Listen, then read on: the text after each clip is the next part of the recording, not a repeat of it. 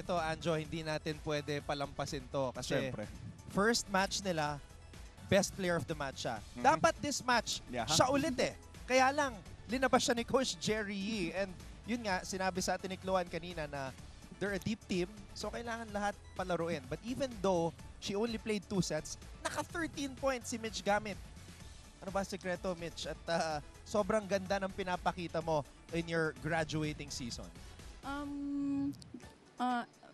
Kapag pupunta ako ng game, parang excited lang ako maglaro, and then kapag nasa loob na ako ng court, ginagawa ko lang yung part ko, and hindi ko muna iniisip yung mga iba. So, So, Mitch- focus lang ako. Mitch, do you feel any pressure right now? Kasi nga, sabi ni Coach Jerry kanina, nag-time out kayo. No? Ang tagal na natin dito, kinakabahan pa ba tayo? Ikaw, kinakabahan ka pa ba? Hindi. Hindi Hindi ako kinakabahan kapag alam ko yung ginagawa ko eh. And yun nga, yung kanina na nadikitan kami, parang challenge yun sa amin sa amin para sa mga pukpukan na games, alam namin yung gagawin namin. And makokontrol namin yung emotions namin. Meron bang nafe-feel na burden ngayon na isa ka lang na gagraduate no, na player? Meron ka bang certain responsibility na pinangahawakan?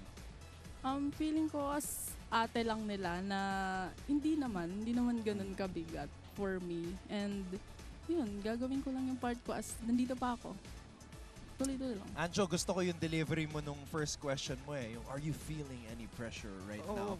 Pang pageant yung Yes. ano, tanong yun. Syempre, ang ganda ni Mitch, yung matangkad. Pwede.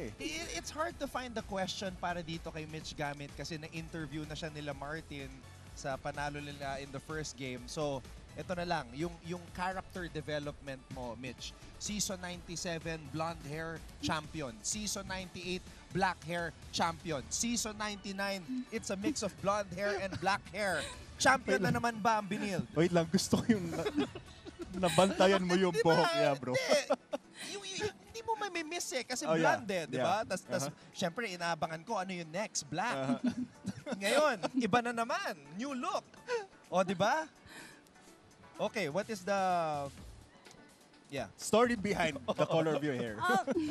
Yung story ng hair ko, parang gusto ko lang mag-iba, and then graduate na ako eh. So, hindi na siya bawal.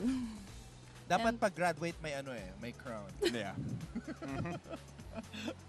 Alright, Mitch, I'm sure maraming nanonood ngayon. Baka gusto mo sila batiin. Again, you are part of the post-match interviews dito sa Season 99.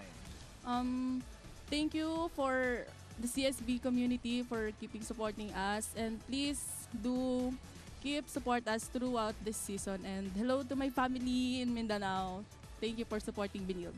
Yun lang. Parang may kulang, Anton. Kasi si Chloe kanina may binati. Oo nga pala, no? Oo, si Chloe meron full name eh. Ikaw, Mitch, wala kang babatian. Wala talaga! Meron, ayaw lang sabihin. Meron. Nandun na eh, nasa dulo. Nakita ko. Hello sa mga sa mga nanonood ng mga prof ko doon. Thank you.